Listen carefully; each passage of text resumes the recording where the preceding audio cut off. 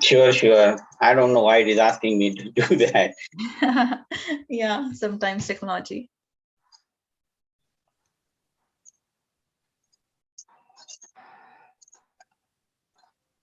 Sure, sure. I don't know why it is asking me to do that.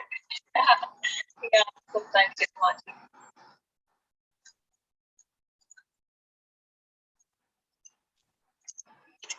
Let's admit all now. I don't know why it is asking me to do that. Yeah, sometimes technology.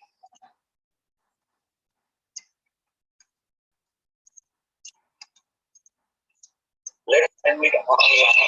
I don't know why it is asking me to do that. Yeah, sometimes technology.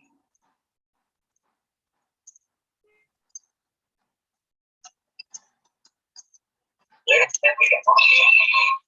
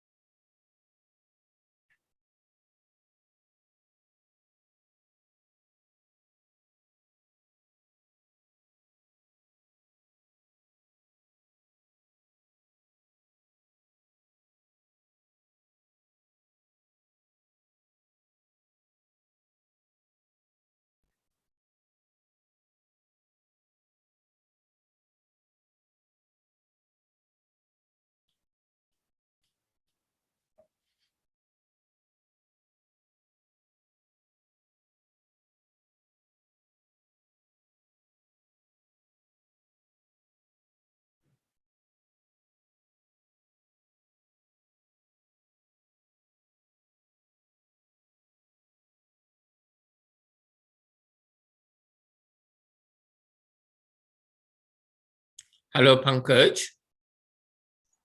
Yes, Bhante.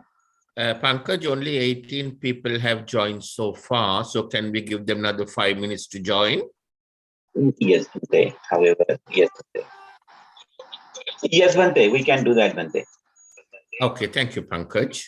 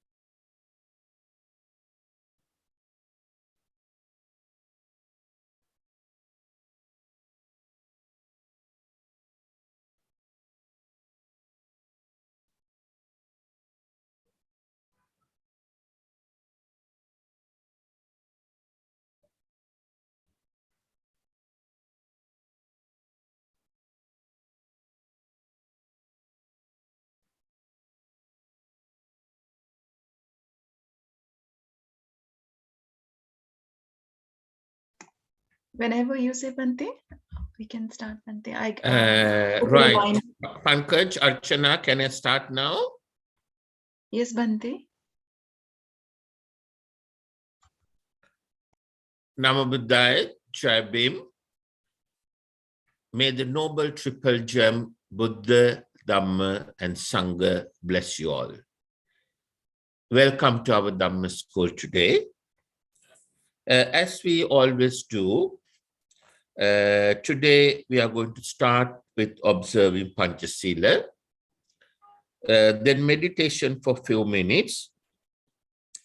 Thereafter, I'm going to talk about Panchasila. And next, Archana, our admin member Archana, will be telling a story. And thereafter, we will give students time to tell their stories. After that, students will have time to ask questions from us. And the last item will be transferring of merits and offering of blessings. Okay, let's start with observing Panchasila. Sadhu, sadhu, sadhu. Namo tassa bhagavato arahato samma sambuddhassa. Namo tassa bhagavato arahato samma sambuddhassa. Namo tassa bhagavato arahato samma sambuddhassa. Sadhu, sadhu, sadhu. Buddhang saranang gacchami. Dhammang saranang gacchami. Sanghang saranang gacchami. Dutiyampi buddhang saranang gacchami. Dutiyampi dhammang saranang gacchami. Dutiyampi sanghang saranang gacchami. Tatiyampi buddhang saranang gacchami. Tatiyampi dhammang saranang gacchami. Tatiyampi sanghang saranang gacchami.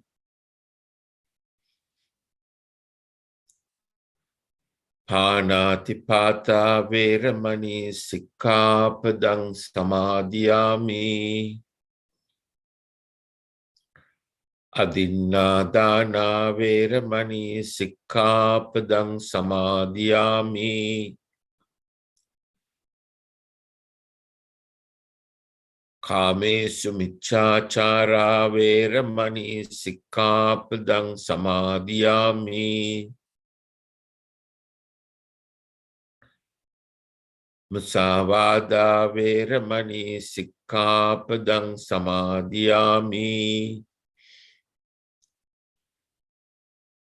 Surameraya majjapama dattana veramani sikkhapadang samadhiyami.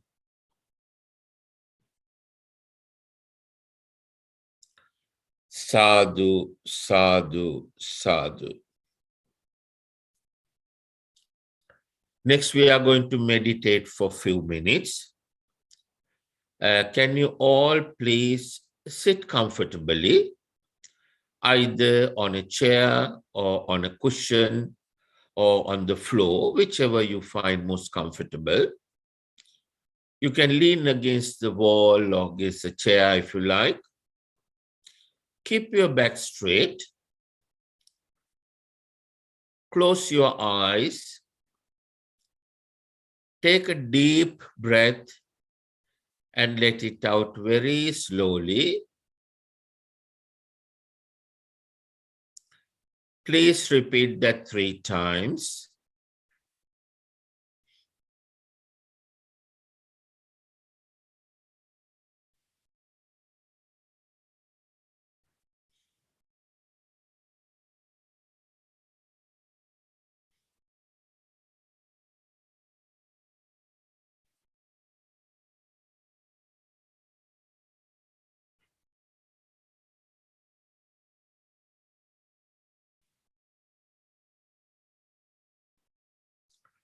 while staying in the same position and still keeping your eyes closed.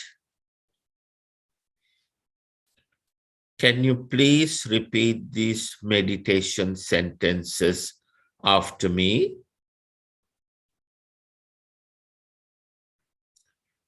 May all living beings and myself be healthy.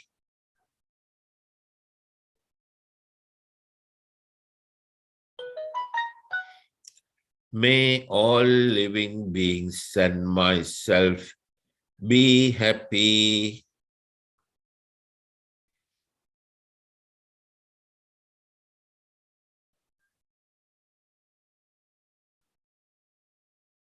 May all living beings and myself be free from worries.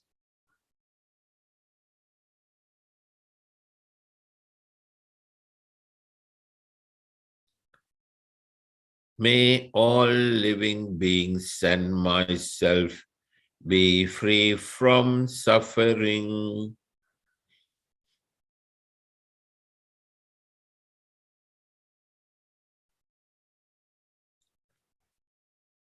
May all living beings and myself comprehend the Four Noble Truths.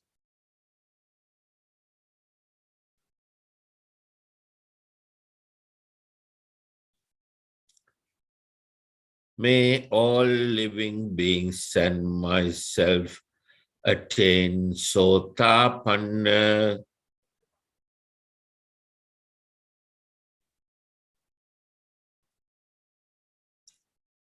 May all living beings and myself finally attain permanent happiness in Nibbana.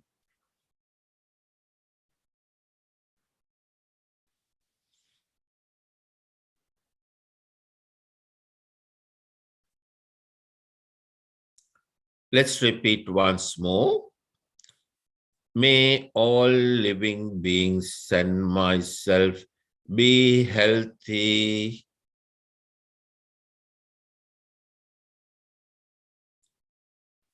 May all living beings and myself be happy.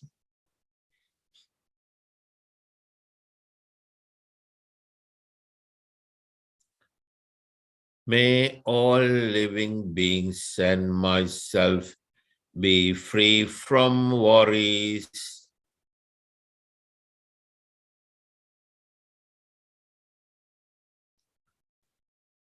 May all living beings and myself be free from suffering.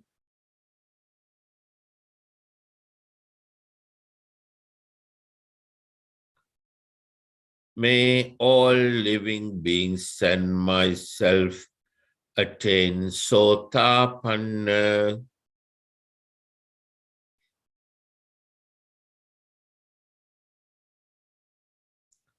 May all living beings and myself finally attain permanent happiness in Nibbana.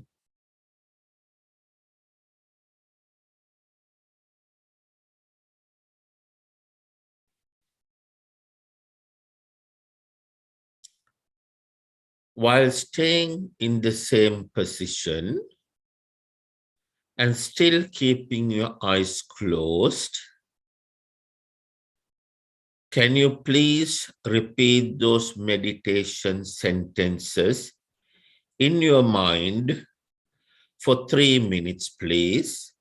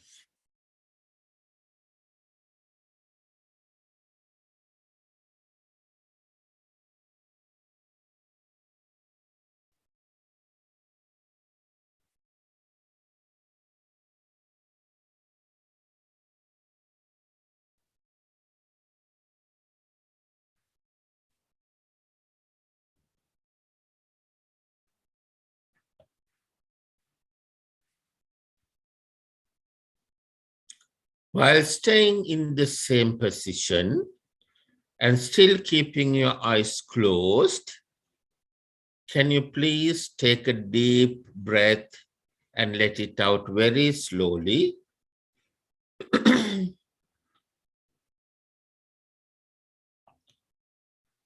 Please repeat that 3 times.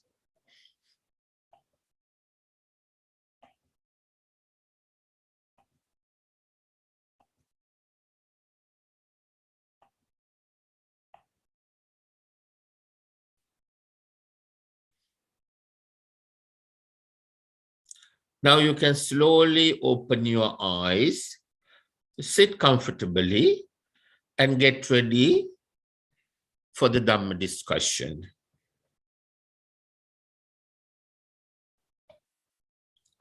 Now, last week, I started to explain about the value of observing Panchasila.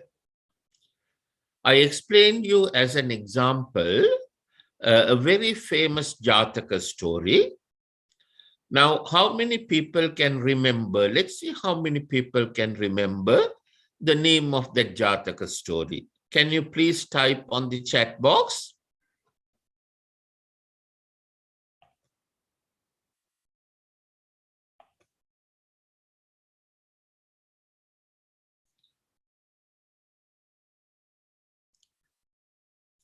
Please type on the chat box the name of the Jataka story that I explained last week.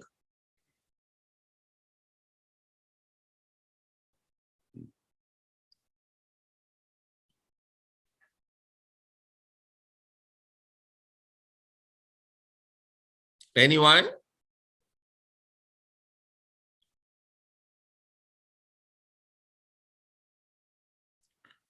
It was the Vestantara Jataka that I explained.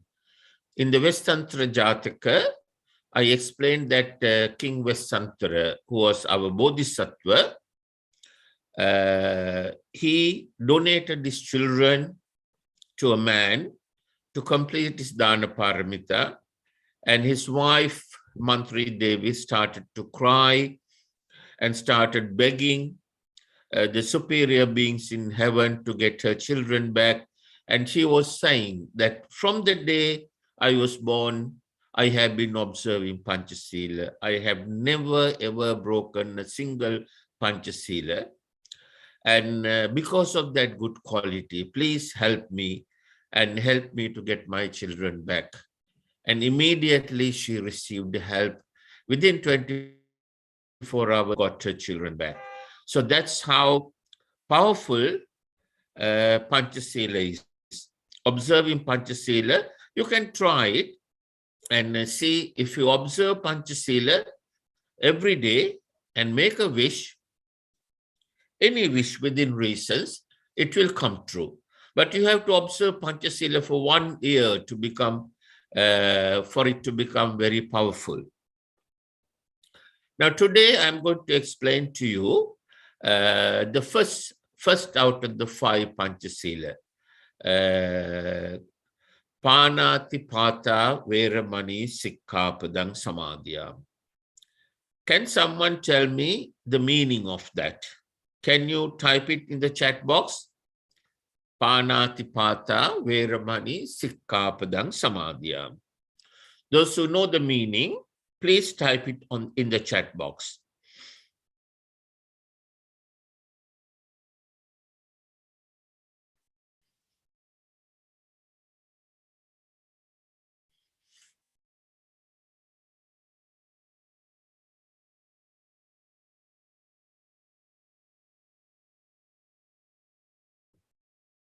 Rishi says to not to kill anyone. Yeah, we got one more answer from Vandan Survey. He's saying not killing.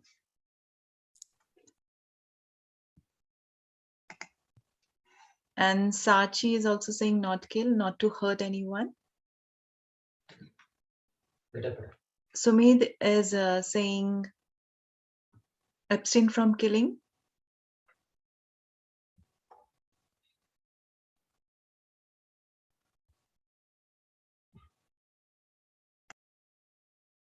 Anyone else? Any other answers? We got from Samek Shirsat also, no harming. And Sila is saying no harm any animal or killing.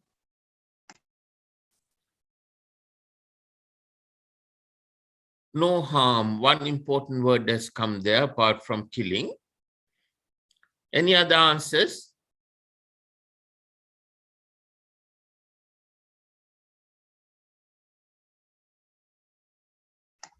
We got from Riyansh Shahare, he's saying abstain from destroying living beings.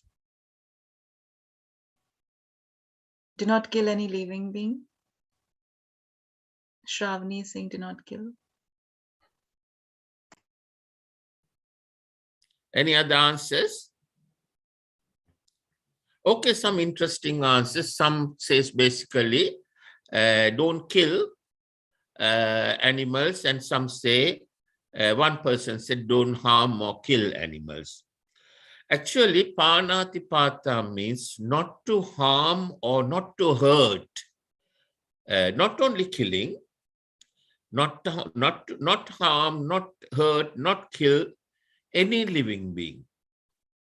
Now, can someone tell me how you can harm an animal? How do you harm animals? Can you type your answer in the chat box? Hitting them, Arahant says. Killing them. Rishi says by scaring them. Good answer.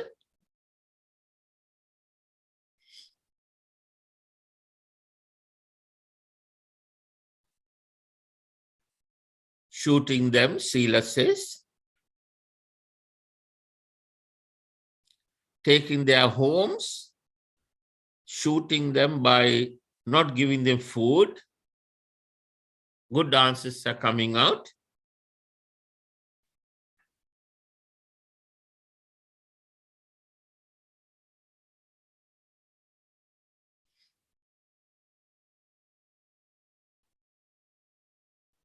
Throwing stones on them,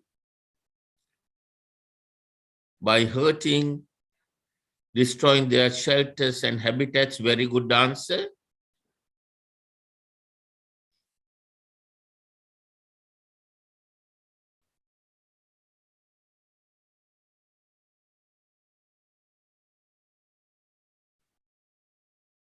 Killing their offspring, very good. Catching them with nets, by cutting their trees, by cutting trees, by destroying their nests. Good answers are coming out.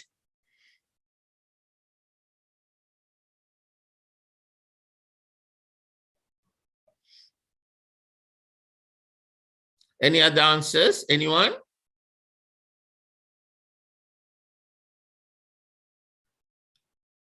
Destroying their nests by killing them, keeping in cage, very good. Not giving food or water, good.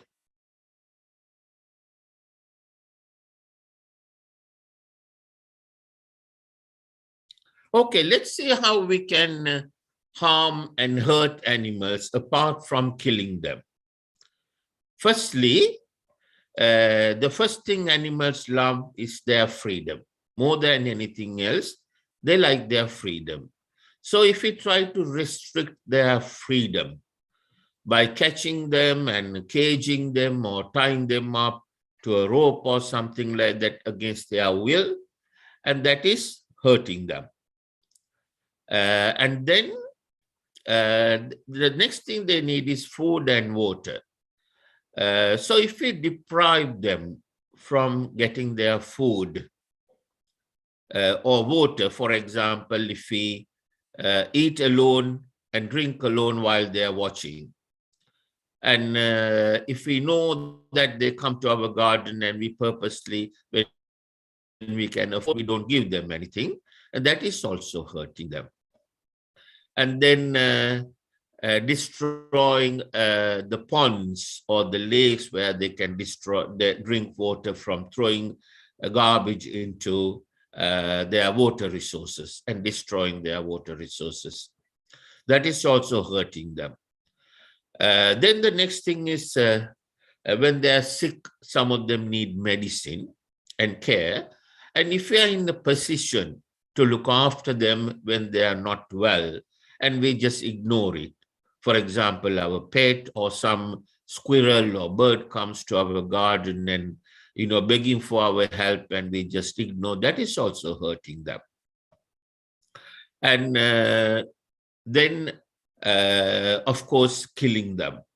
They're destroying their habitat, destroying their nests, destroying the trees where they sleep in, and destroying the trees that gives them food and shelter, and that is also hurting them and harming them.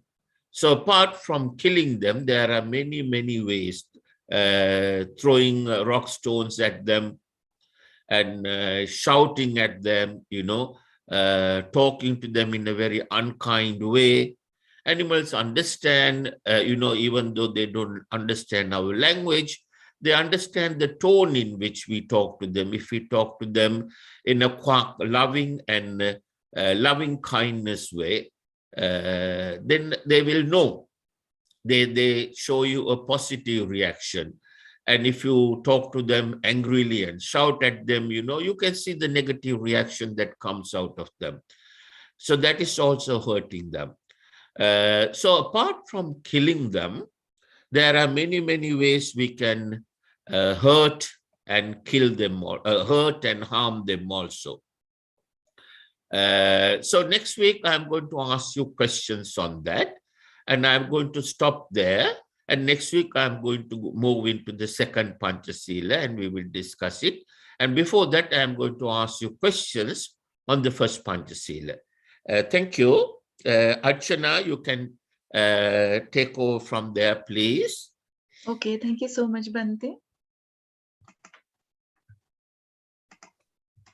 I will share the screen.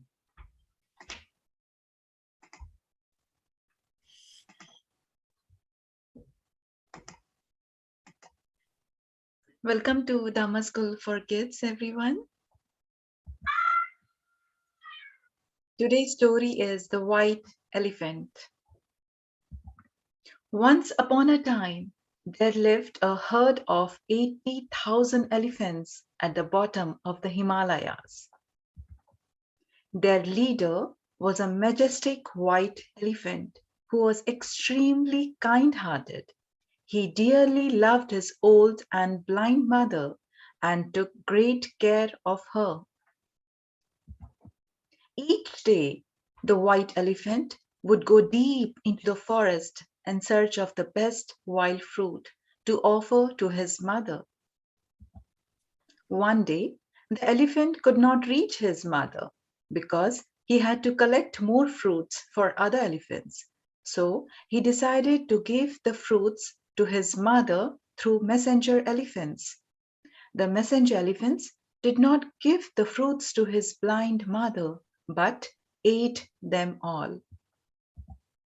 When the white elephant came to know this, he was completely disappointed with this herd. One day, he decided to abandon the herd and go with his mother to Mount Chandorana to live in a cave beside a beautiful lake that had lovely pink lotuses. It so happened that one day a person from Banaras lost his way in the forest and was absolutely scared to find himself alone in the thick and dark woods. He was afraid. He kept walking and running to find some help. The person became happy to see the white elephant.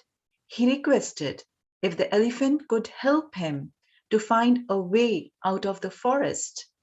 The white elephant took pity on the man and promised to help him. The man thanked the white elephant and went home. Then, after a few days, the man got to hear the news that King Brahmadatta's personal elephant had died and he was looking for a new elephant. The man thought that if he would tell the king about the beautiful, majestic white elephant that he had seen on Mount Chandorana, he would certainly get a reward. So he went and told the king about the white elephant. The king decided to go in the search of that beautiful white elephant the very next day. The man led the king and his army to the place where the white elephant lived. When the white elephant saw the man, he realized that it was he who had led the king's men to him. He was very sad at the man's selfishness and ingratitude.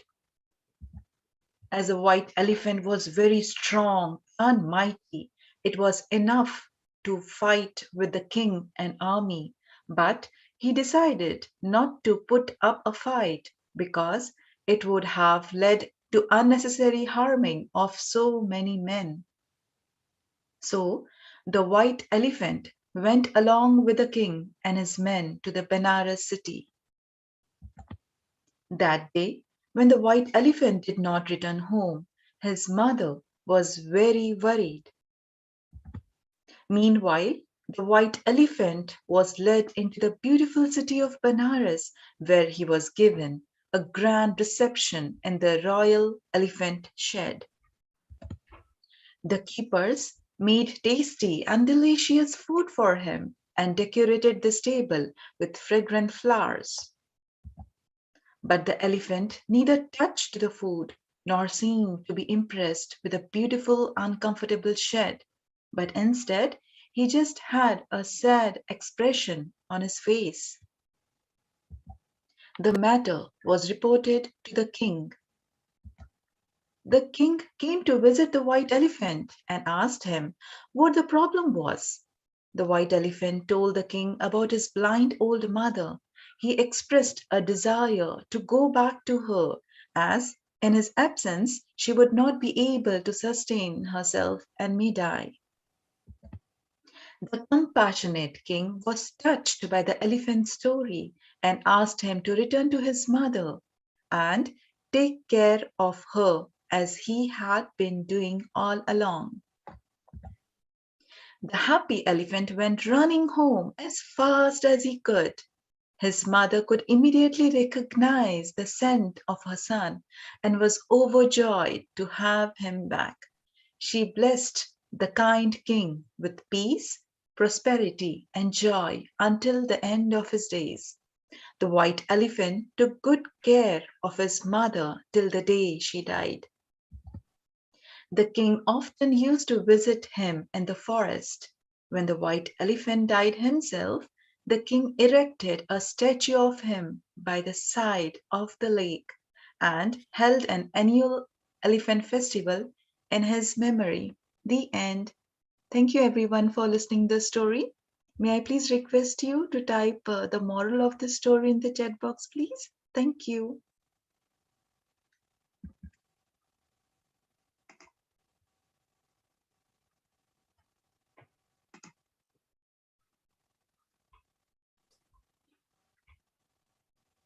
If you want, you may also raise your digital hand and tell the answer yourself also. We got an answer from Rashi Bante. She's saying be kind. Samyak Shirsat is also saying be kind. And Tanishka is saying this story is related to first Panchashila. Very good. Sachi Narayan is saying we should always be kind and loyal. Arhant and Kabir is saying do not be selfish and have gratitude. Shravani Kadam is saying be kind. Arhant Meshram is also saying be kind, and same as Ira Rupesh also. Shraddha is saying be kind and loyal. Ishita is saying we should always be kind to animals and we should not take them from their habitats and families in the wild. Animals have feelings as well. Samek Shirsat is saying loyalty is always best. Vaishnavi says, always give affection and care to our dear ones and never hurt or harm anyone. Aran Mishram is saying, don't be selfish. Arvika is saying, do not be greedy and take care of our loved ones. Sachi says to look after parents and also help others.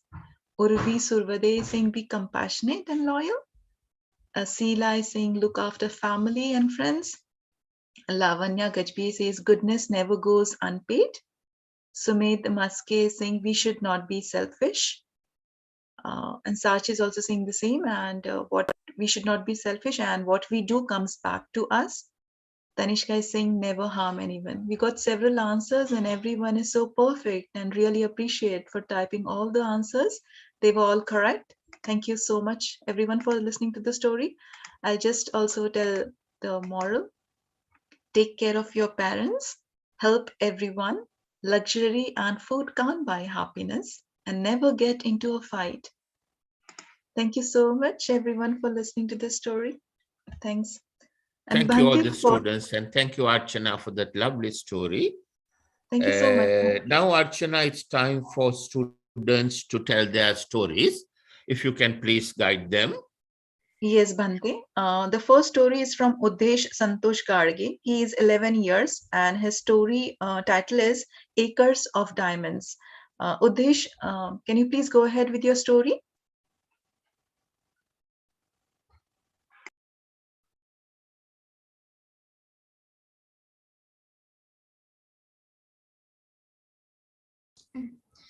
Okay, I'm sharing my screen. Ma'am, can you please let me share the screen?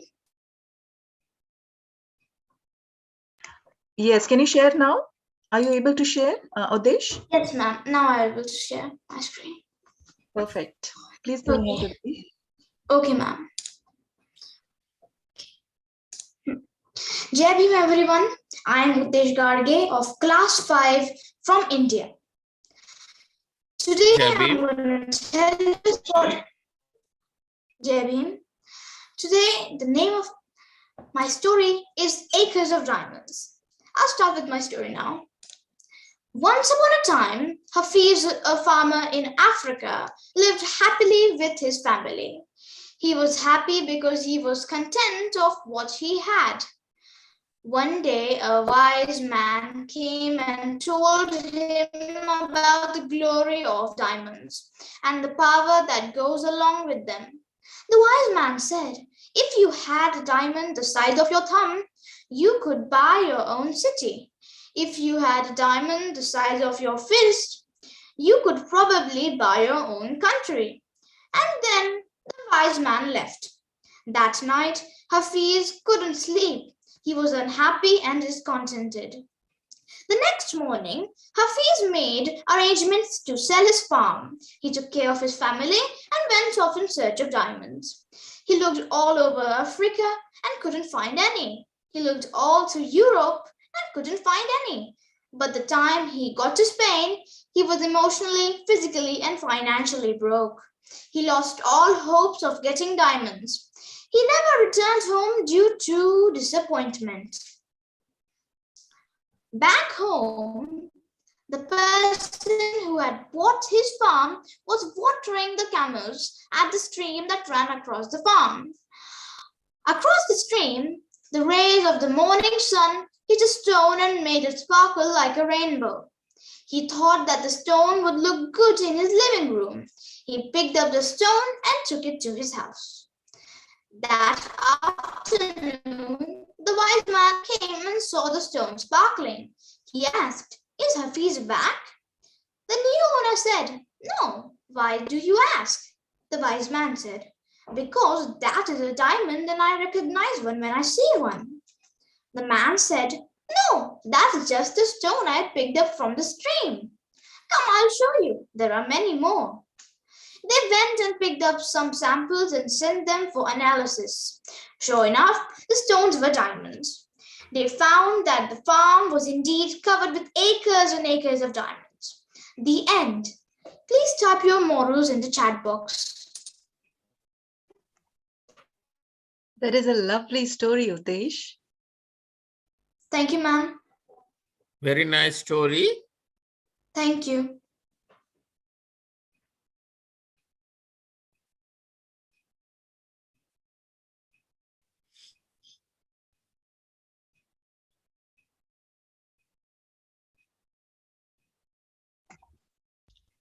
Yeah, we are getting few answers in the chat box. Hmm. Ishita is saying we should be content with what we have. Urvi is saying be happy with what you have. Arhant and Kabir is saying do not be greedy and don't give up.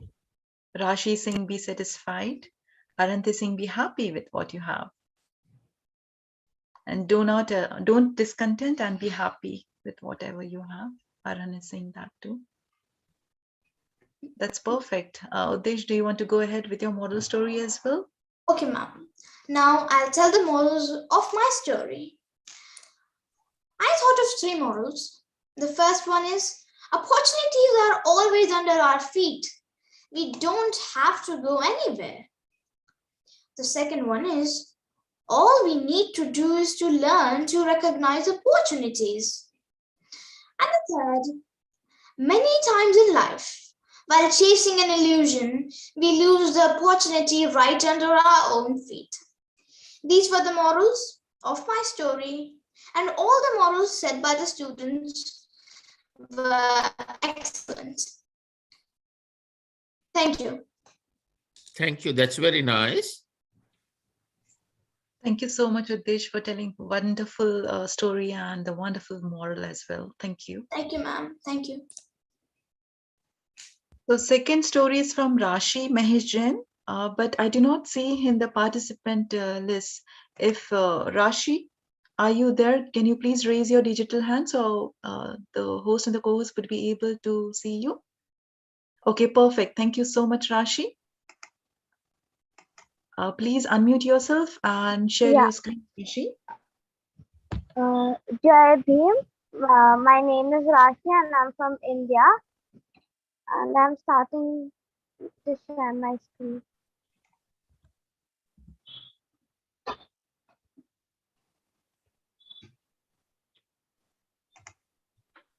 Yeah.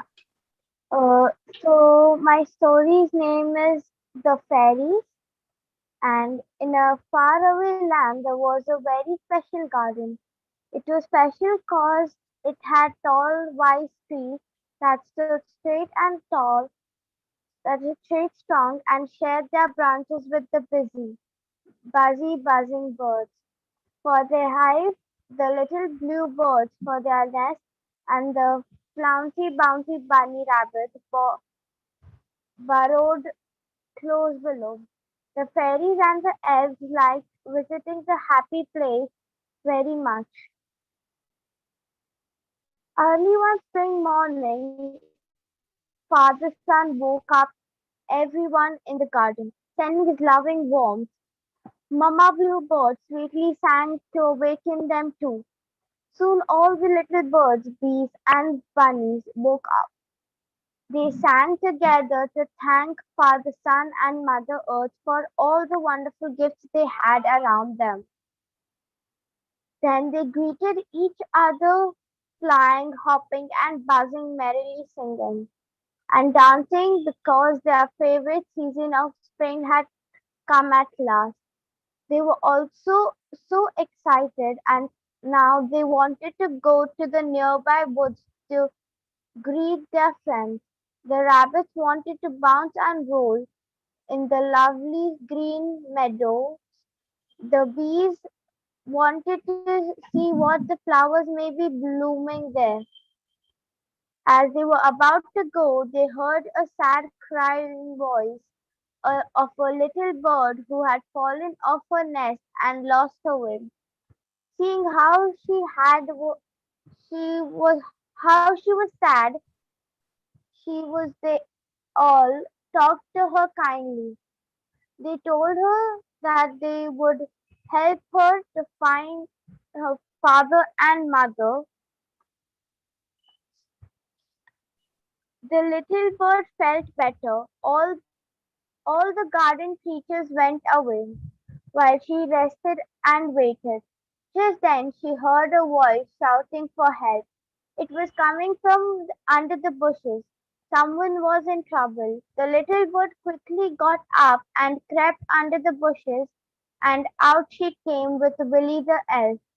His wings had got stuck in the thorn.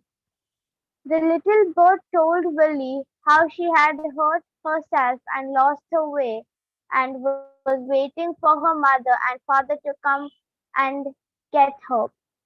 Willie was amazed at how brave she had been. Soon, Willie's friends who had been looking for him found him. They wanted to take Willie back soon. Willie thanked the little bird in a special way. He gave her his precious elf collar and called her brave. The little bird was very pleased with herself. After a while, her mother and father came in with all the other friends. They were very happy and thankful to see their darling baby safe and sound. Everyone was surprised to see an elf's collar around her neck. She proudly told them how she had helped a little elf in trouble and had received a gift. I'm done with my story, and can everybody share the moral? It's a very nice story. Thank you so much, Rashi.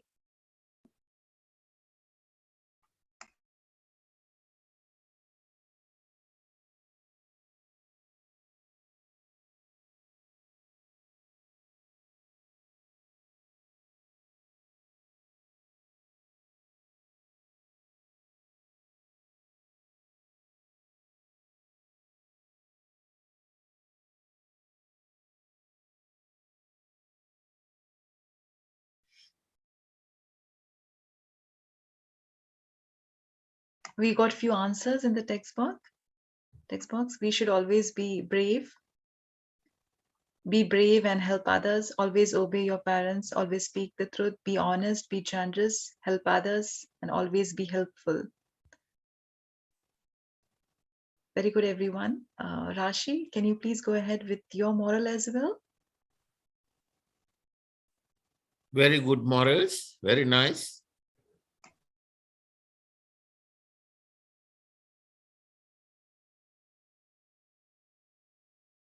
Any more stories today, Archana? Yes, Bante. But Rashi, do you want to go ahead with your moral as well?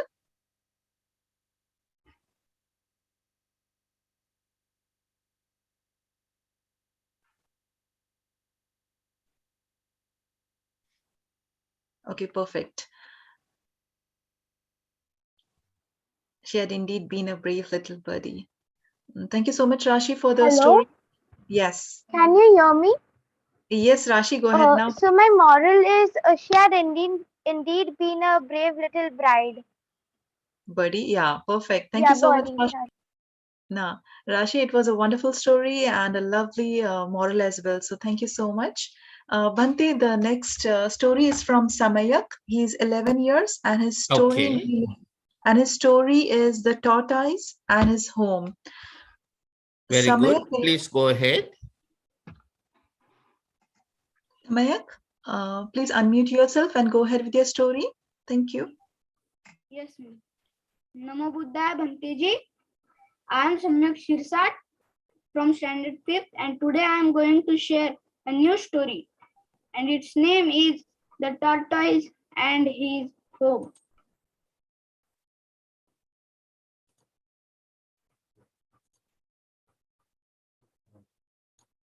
Can you see my screen? Yes, Samayak, we can. Yes. My story name is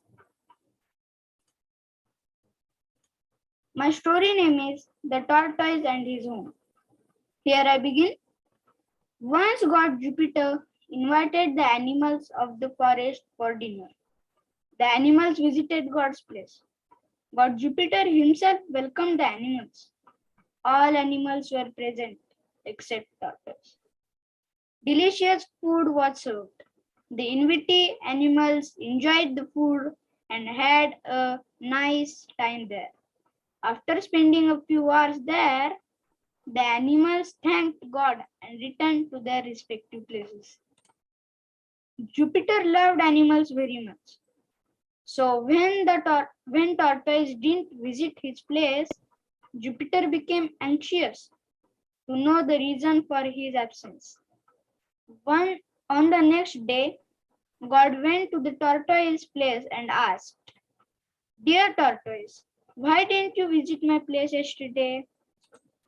The tortoise replied arrogantly, "My house is beautiful and I love my comfortable house very much.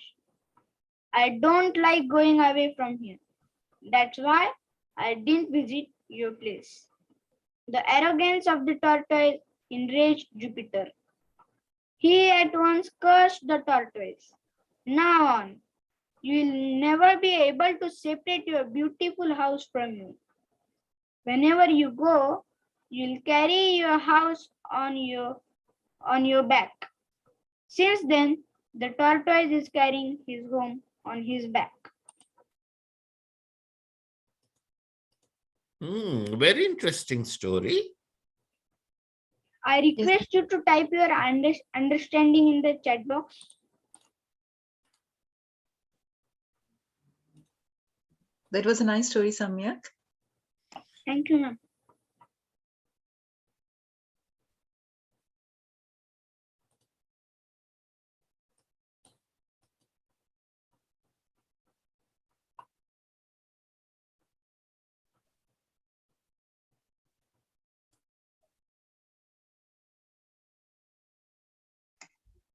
We got some answers. Rashi is saying, don't be attached.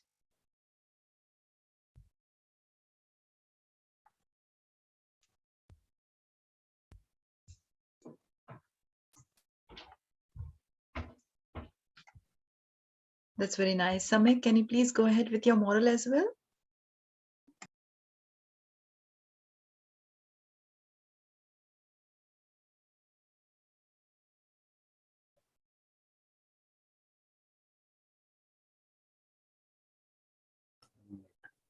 Yes, ma'am.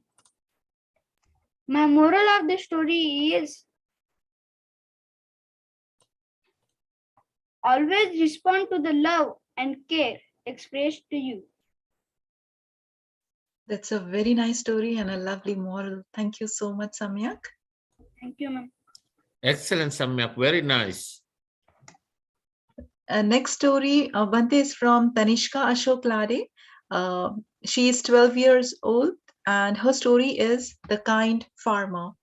Tanishka, please go ahead with your story. You may unmute yourself, Tanishka. Yes, thank you, ma'am. So I present my screen here. Yes, please go ahead and share your screen.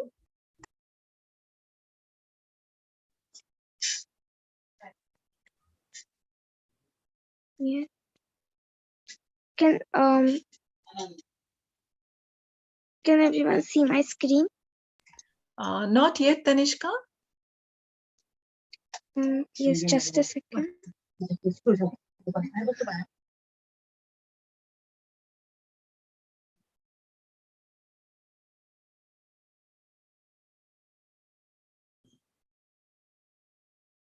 Now is it?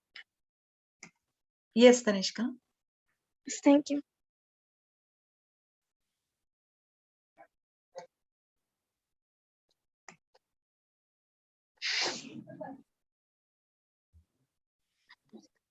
So welcome, Namo Buddhaya and Jai Bhim. So my story name is The Kind Farmer. Once a king's army was going back after a battle. Their food supplies got finished. King asked the soldier to go to nearby village and get the grains. Some soldiers and their commander entered the village and met a farmer. The commander asked him, "Dear farmer, can you lead us to this village's largest field?" He took them to a large field. The commander ordered his soldier to cut and collect all the grains. At this, the farmer got scared. He said, "Sir, come and I'll show you another field."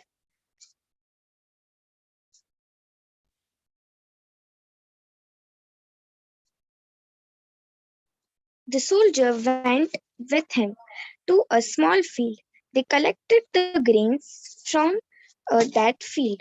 The commander asked the farmer why he led them to this field. The farmer replied, That field belongs to someone else. How could I let you destroy it? This is my field, and here I can allow you to do what I wish. The king learned from farmers' kind concern for others and paid him handsomely for his grain. Now I request everyone to type their moral in the chat box.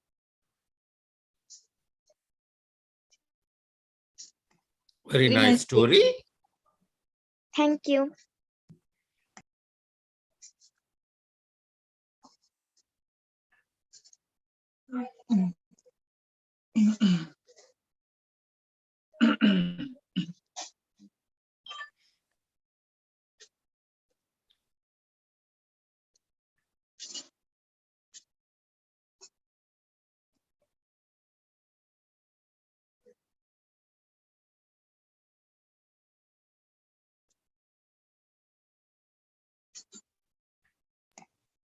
We got few answers here. Aran is saying, give what you can. Rashi is saying, share.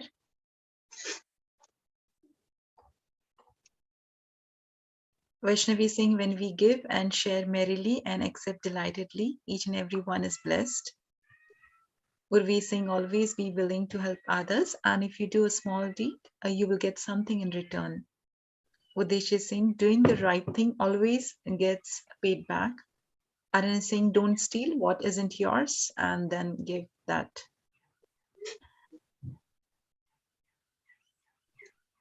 Thank you, everyone. And Tanishka, can you please go ahead with your moral also? Yes.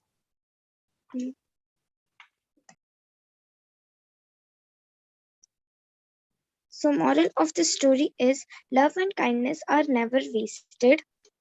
What wisdom can you find that is greater than kindness? Kindness can become its own motivate, and human kindness has never weakened for the stamina or softened the fiber of a free. Thank you, Very good, everyone. very good. Thank That you. was that was wonderful, Tanishka. Thank you. Archana, do we have any more stories today? No, Bhante, we had 4 stories and we covered all of them, Bhante. Okay, next is students' questions time. Students as well as parents can ask any question relating to Buddha Dhamma.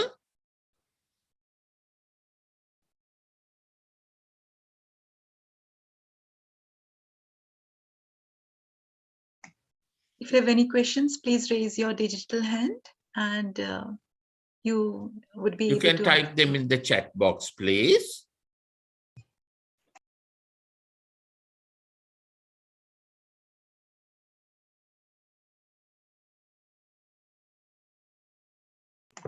we got a message that Sumit wants to say the story. Okay, let him go ahead. Yes, Sumit, sorry about that. If you, yeah, you can please go ahead with your story as well. That would be wonderful, Sumit.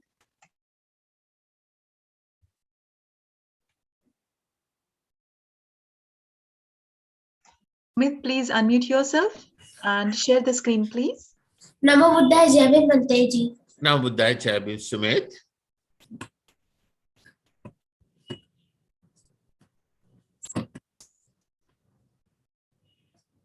Is my screen visible? Yes. Yes.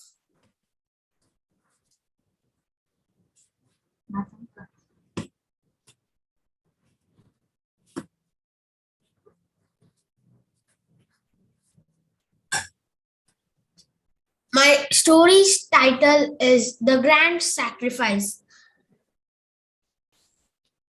A long time ago, the Bodhisattva was born as a monkey in the Himalayan mountains. He was the king of a troop with 80,000 monkeys. There, On the banks of the Ganges River was an enormous mango tree with two large branches. One branch spread over the bank and the other spread over the river. The Monkey King was concerned that if any of the mangoes fell into the river and reached the hands of men, it would surely mean the doom of the monkeys. So he ordered his monkeys to pluck all the mangoes that hung over from the branch over the river, no matter how small they were. However, one large mango fell into the river and floated down towards the land of men. The human king of that area happened to be playing in the river while ministers and soldiers guarded him.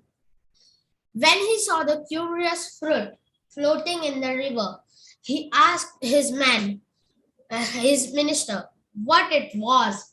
They told the king it was a mango. After the king tasted it, he knew he had to have more. His advisor said it must have floated down the river from high in the mountains. There was most likely a large tree there with more mangoes. The king commanded his soldiers to prepare to help him to take control of the mango tree in the mountains. When he got there, he saw 80,000 monkeys climbing on the tree and eating mangoes. The king yelled, "My mangoes! Kill the thieves!" When the monkeys saw all the soldiers and their bows, they knew they were done for. The Monkey King, however, refused to let his subjects die and searched for a solution.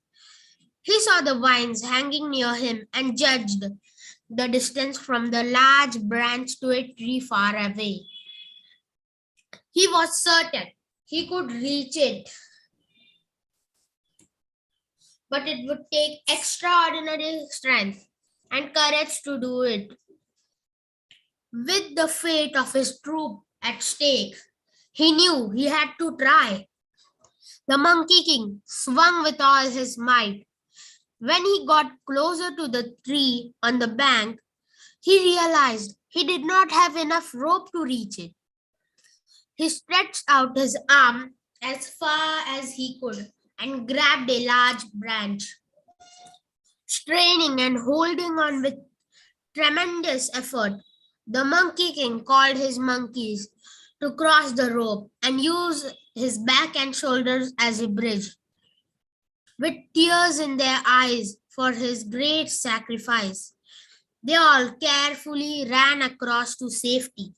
However, there was one monkey who had always been jealous of the Monkey King. That saw his opportunity to rid himself of his rival. The evil monkey waited until most of the monkeys crossed in order for the Monkey King to be at his weakest. Then when the evil monkey got to where the Monkey King was, he jumped high in the air and landed on the Monkey King's back, breaking it instantly. With a scream, the Monkey King felt his bones shattered. But there were still monkeys that had not crossed yet. He used all his remaining strength to hold on to the rope and the branch and urged the young monkeys to cross. After they did, the Monkey King let go and fell into the water. The human king saw everything and was moved by the noble Monkey King's action and sacrifice. The human king was disgusted by the action of the evil monkey. He internalized that if he were in the place of the Monkey King, he would not be able to do so the same because He could not bear the pain. Thus, he came to appreciate the Monkey King. The human king ordered his soldiers to gently fish the Monkey King out of the river and take care of him. When the Monkey King recovered enough to talk, the human king asked the Monkey King why he made such a sacrifice. The Monkey King explained, "O great human king, I am the leader of my troop. Their lives and well-being are in my hands. I am their lord and chief. When they saw your soldier, they were filled with the fear of death. I knew I had to do something, or we all would die. I tied a vine around my back, around my waist, and made it to the tree on the bank. My strength was almost gone, but I was willing to give all I had to protect my family. Because I could save them, I have no fear of death. A king's life is little to give if in giving it, you secure the welfare of your people. Rule them not through power, because they are your subjects. No, rule them through love, because they are your children. When I am no longer here, please remember my words." And with that, the Monkey King died. The human king never forgot the last words of the Monkey King and ruled his people with love and compassion. He observed the precepts and ruled with honor. Whenever he felt his focus, he would look to the great mountains and remember the great Monkey King and recharge his focus. The human king would eventually be reborn again in his final life as Ananda, the evil Monkey King as Devadatta, and the Monkey King as Buddha. Can everyone please type their moral in the chat box? What a beautiful story. Thank you.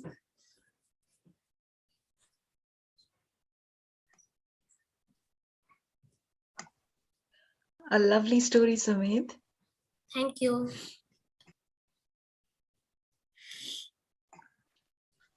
We got one answer from Tanishka in the chat box. Be kind, honest, and help each other.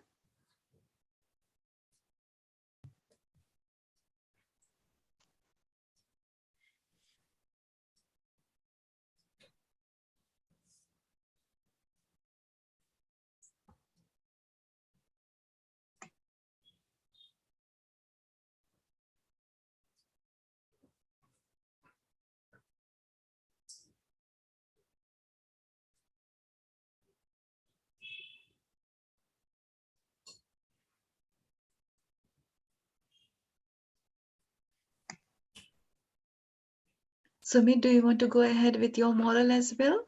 We got one more answer from Sachi, very honest and help everyone. Do you want to go ahead, Sumit, with your moral? Yes. The moral is, being the ruler is not about power and wealth, but love and kindness. That's beautiful. Thank you, Sumit. Welcome. Thanks to all the kids who told the story. All the stories were perfect, beautiful, with a lovely moral.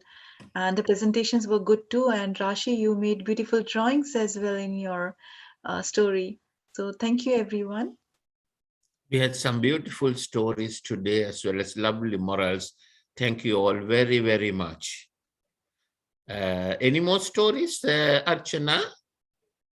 If anyone, any kids today, if you want to share the story, please drop your message in the chat box. Bhante, we got a raised hand from Arhant and Kabir Awale. Okay, let them go ahead. Arhant, you may unmute yourself, please. So what is Nibbana and Satopana? Sorry, is that a question? Yes. Can you type it, please, in the chat box? Yes, Arhanta Kabir is saying what is Nibbana and what is Sotapanna? Right. Sotapanna is the first level of enlightenment. Nibbana is the fourth and final level of enlightenment.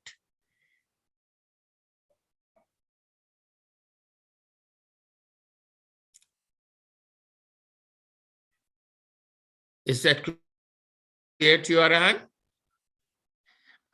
How do we attend Satopana? Well, I am teaching to the adults in the Dhamma school on Sundays. If you like to learn, you can join the lessons on Sunday, our Dhamma discussions on Sunday at 8 p.m. India time. How old are you now? 8.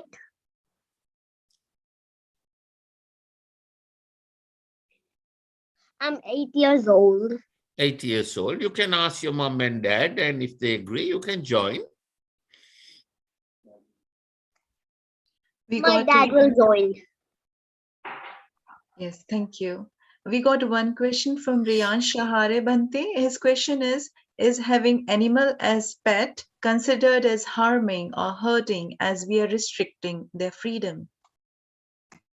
Well, that's a difficult one to answer. It depends on the type of the animal and the situation. Now, domesticated animals like dogs and cats, they like to live with humans and human homes, share human homes as their home, live with them and love them and live on the food that they provide.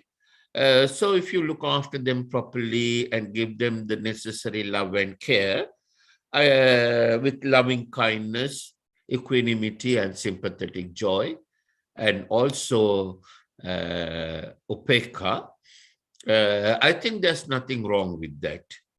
But when you are keeping other animals, like let's say birds, caged in cages, or squirrels, or even dogs and cats, if you keep them locked against their will, and that will be not good, and that will be a sin. So there's a fine line between the two. If you do it with lots of loving kindness, equanimity, sympathetic joy, then that should be okay. Otherwise, it's not good.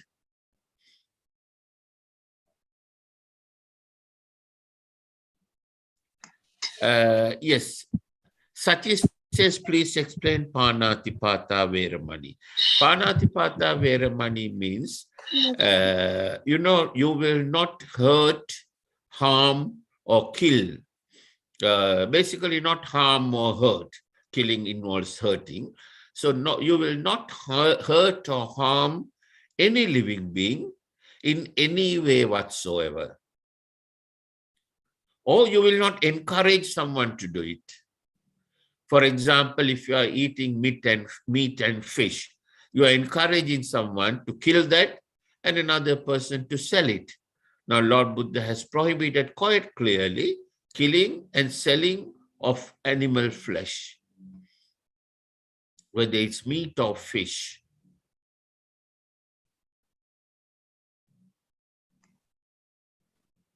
We got one question from Sumit Bante. Can you please explain what is upekha?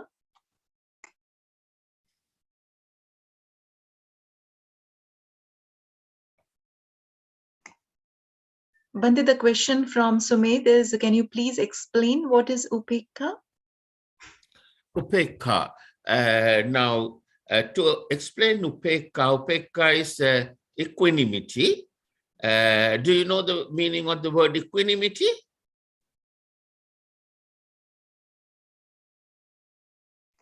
Sumit, you may unmute yourself. No, Bante ji. Okay. You see now in Buddha Dhamma, there are three things that we are trying to avoid, what Lord Buddha called three poisons. That's raga, dvesha, moha. Raga is attachment with desire, with the intention of getting something in return. Dvesha is the opposite. If you're attached to something and if you don't get it the way you like to have it, you will get dvesha, anger.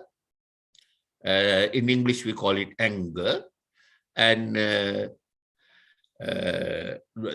raga, dvesha, moha. Moha means ignorance. Ignorance of the Four Noble Truths, not knowing the Four Noble Truths. So anyone who has raga, dvesha, moha doesn't know the Four Noble Truths. He or she doesn't know the harm that will cause to himself or herself, and they don't know how to get rid of it.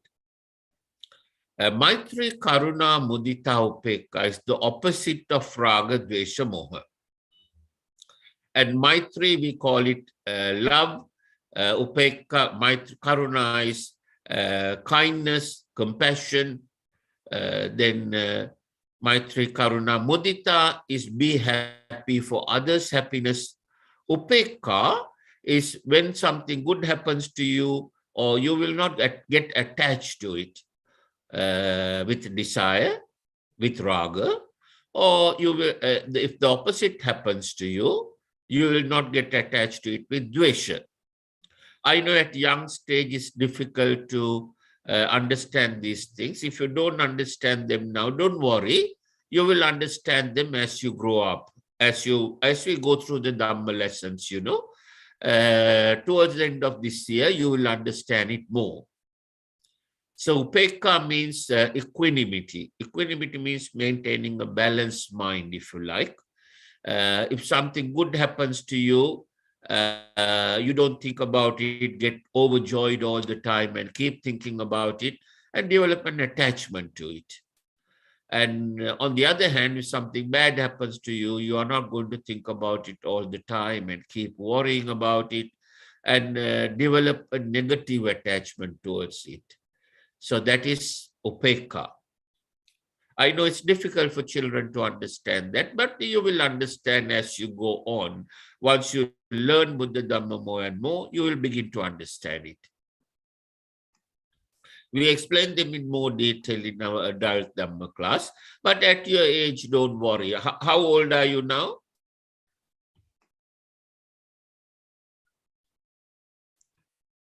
Hello? I am 11 years old. 11 years old. So don't worry about it. If you do understand, that's fine. If not, just follow the classes, you know, follow this Dhamma class, and towards the end of this year, you will begin to understand them. Okay? Okay, thank you. Any other questions, anyone? Yes, One Bhanti. question from Vaishnavi. I have three questions. Bhanti ji, can you repeat the opposite of Raga, Dvesha, Moha? The opposite of Raga, Dvesha, Moha is Maitri, Karuna, Mudita, Upekka. Okay. Maitri is love. Karuna is compassion.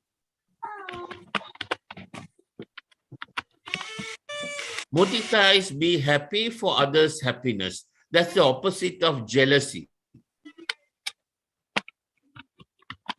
Be happy for others' happiness. And upekka is maintaining a balanced mind.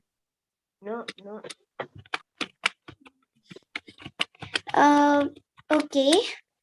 And what are the reasons of enlightenment? Sorry, my dear, I didn't catch that question. Can you type it on the chat box, please? Okay.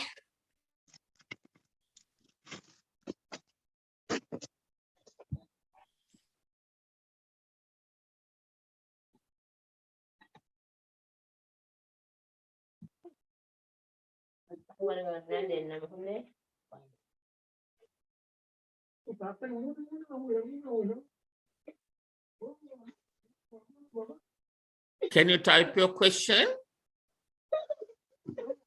Bhante, she may be typing it right now. Okay. Pankaj, are we taking too long today? It must be close to 9:30 in India now. Yeah, yes, Bhante, it is 9:30 in India right now, about 1 minute to 9:30.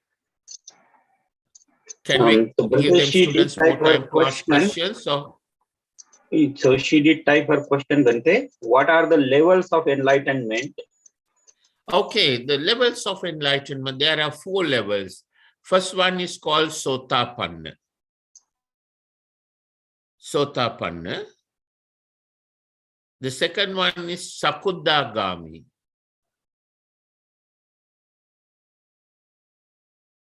Third one is Anagami. And the fourth one is Arahat. Fourth and final one is Arahat.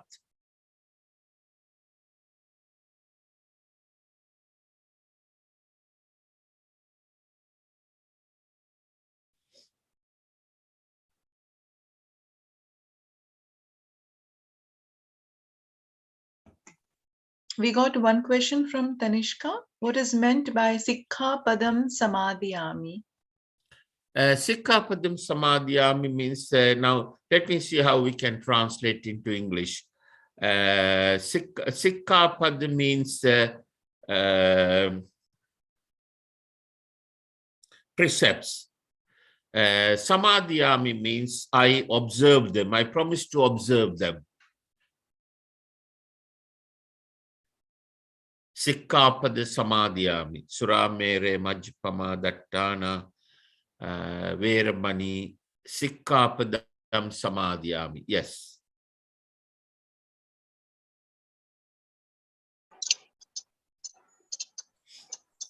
Veramani means refrain from. Sikkapadam Samadhiyami. Yes. Promise to observe the precept. Thank you, Bhante.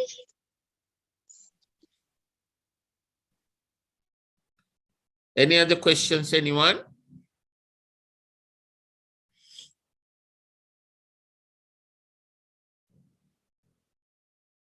Time is running out, so if you have any questions, please type them away quickly, please.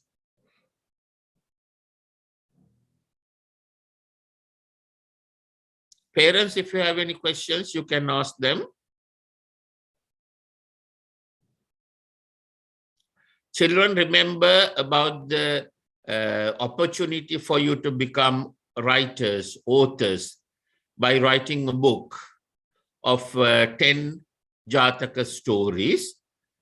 It doesn't have to be very long. One Jataka story can be 1 or 2 pages. And all you have to do is write one Jataka story a month. And it must be done by yourself without any help from anyone. And pass the word around to your friends as well. So it will be a Dhamma Dana. It will help you to improve your Dhamma knowledge as well as writing skills. And if you are lucky, if you're the good ones, we will select at the end of the year. In fact, beginning of next year, and forward them to publishers in London. And if your writing is good, the publishers will publish it for you. So you'll become a young writer. So it's a golden opportunity for children to become writers. So parents also can spread the word. But those children who are going to take part have to join our Dhamma class and follow the Dhamma classes. And while following the Dhamma classes, they can write their stories, 1 story a month, and complete the book of 10 stories by the end of the year. Anyone has any questions on that?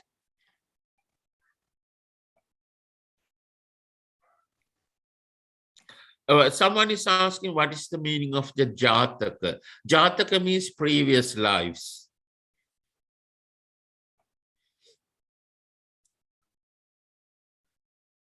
Previous life stories are called Jataka.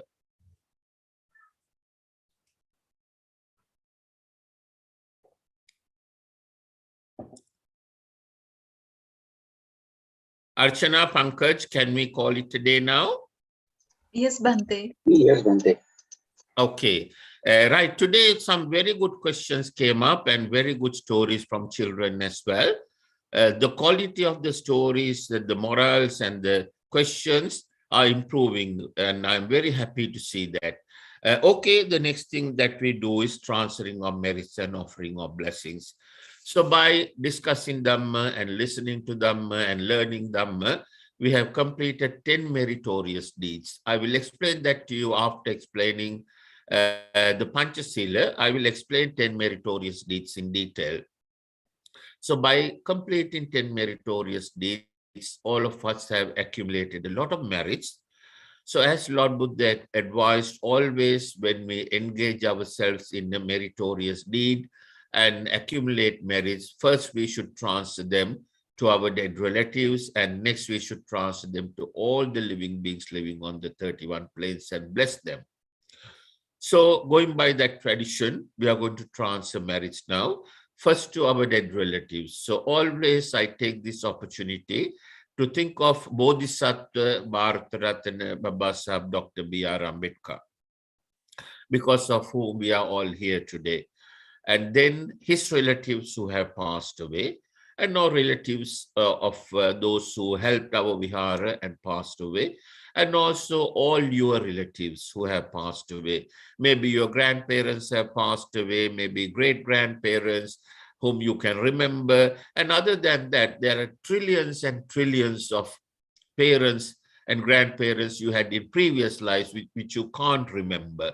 So they are all willing to accept merits from you. And if you transfer merits to them, they will bless you, and those blessings will help you in your life.